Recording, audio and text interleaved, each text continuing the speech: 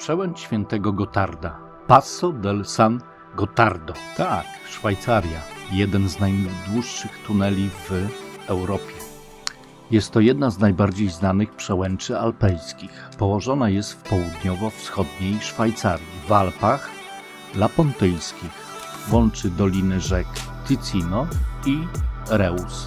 Jest jedną z najniżej położonych przełęczy w Alpach. Znajduje się na wysokości 208 metrów nad poziomem morza, dzięki czemu da się ją pokonać o każdej porze roku. W pozycji jednego z głównych szlaków komunikacyjnych przez Alpy ta przełęcz uzyskała stosunkowo niedawno, a to z powodu tego, że Rzymianie nie korzystali z tej przełęczy z powodu niekorzystnego ukształtowania terenu od strony rzeki Reus. Znajduje się tam po prostu wąwóz, który wtedy stanowił naturalną zaporę. Wąwóz w naturalny sposób powodował, że przełęcz była niedostępna. Po prostu zamykał bramę. Dopiero budowa mostu spowodowała, że przełęcz stała się strategiczna. Wąwóz Schollen i w około 1200 roku wybudowano tam most Tafelsbrücke, który miał nazwę Diabelskiego Mostu.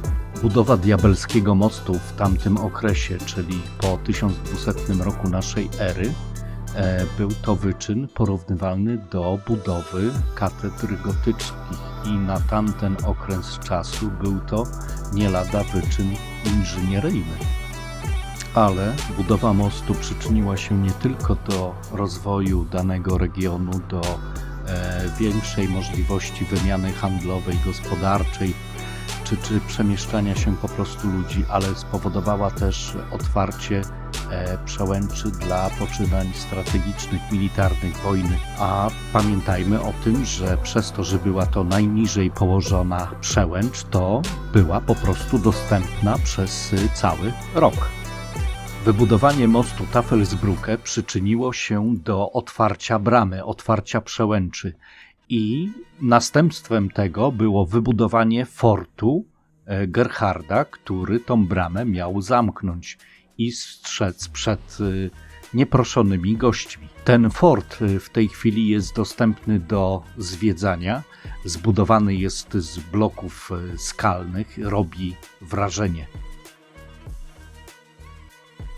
Oczywiście stanowi w tej chwili wielką atrakcję turystyczną. Obecnie przełęcz Gottarda łączy szlak między Amsterdamem a Sycylią i co ciekawe, nie jest to szlak powstały za Rzymian. A z Amsterdamu piątką na Bazyleę, później na Lucernę i wlecimy na A35 już bezpośrednio na tunel Gottarda. Na A35 przed tunelem Gottarda są zakazy wyprzedzania dla aut powyżej szerokości 2,10.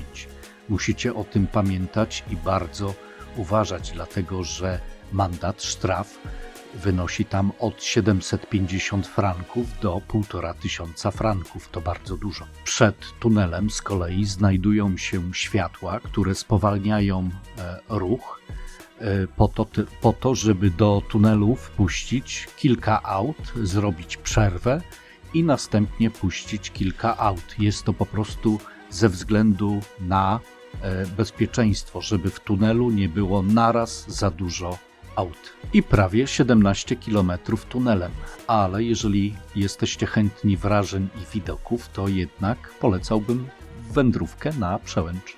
Przełęcz do 1830 roku mogły poruszać się tylko i wyłącznie muły i piesi, a po 1830 roku, gdy została przebudowana droga, od razu przełęcz zyskała strategiczne znaczenie.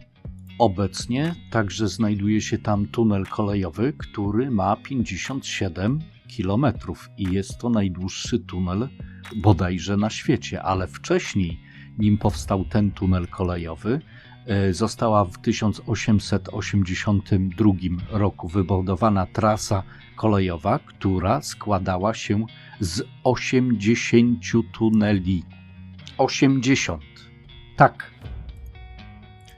A po otwarciu przełęczy, przełęcz nabrała znaczenie strategiczne, co zaowocowało tym, że z Niemiec do Lombardii bardzo szybko i w drugą stronę bardzo szybko można było przemieszczać armię, a najsłynniejszy też był przemarsz wojska rosyjskiego w 1799 roku pod dowództwem generała Suworowa w czasie kampanii włoskiej.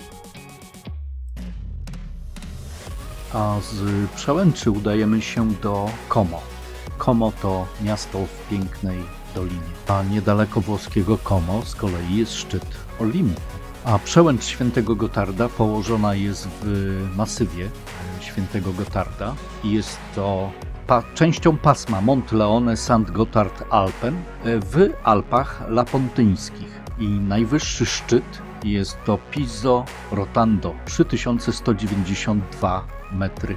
W momencie budowy tunel Gotarda był najdłuższym tunelem drogowym na świecie. Obecnie palmę pierwszeństwa ma tunel Laerdal w Norwegii, który ma 24,5 metra i został wybudowany 27 listopada 2000 roku.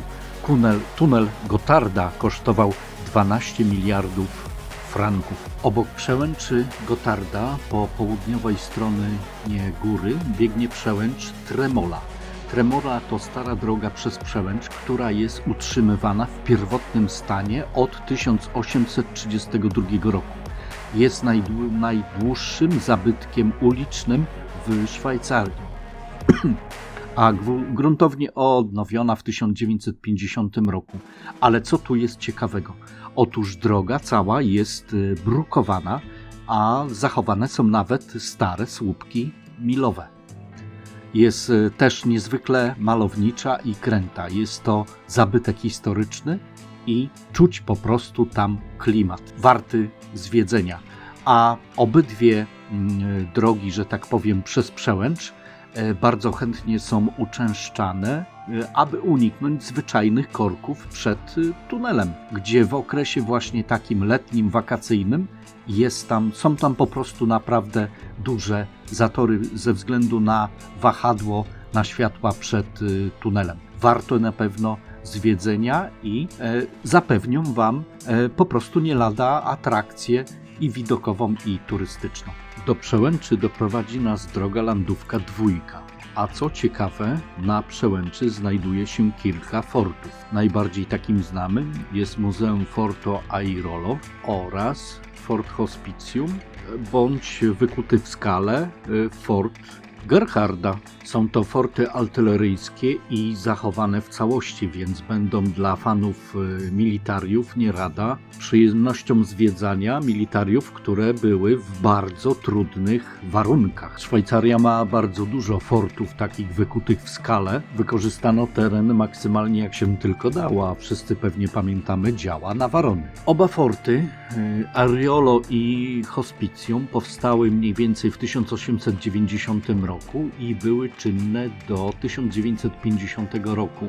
W 1989 roku powstało muzeum, ale część fortu jest dalej zastrzeżona i wykorzystywana przez armię szwajcarską. I w momencie powstawania w 1890 roku był to najnowocześniejszy fort w Europie. Jest najlepiej zachowanym też fortyfikacją obronną w Europie i to jest fort artyleryjski. Zbudowany jest w ten sposób, że na górnym piętrze były lufy armat, a w dolnej części były prochownie z ładunkami. I stropy powstały z naturalnego granitu, gdzie były po prostu bloki granitowe umieszczone jako strop. Było to po prostu coś niesamowitego. To mniej więcej sposób budowania piramid przeniósł się po prostu na budowę fortu. Tak bym to określił. Odjazd na przełęcz Stelvio od strony północnej to 48 zakrętów, tutaj jest 37.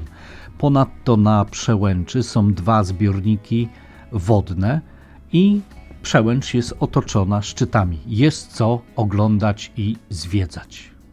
Dziękuję, że ze mną zwiedziłeś tunel Gerharda. Miłego dnia, cześć.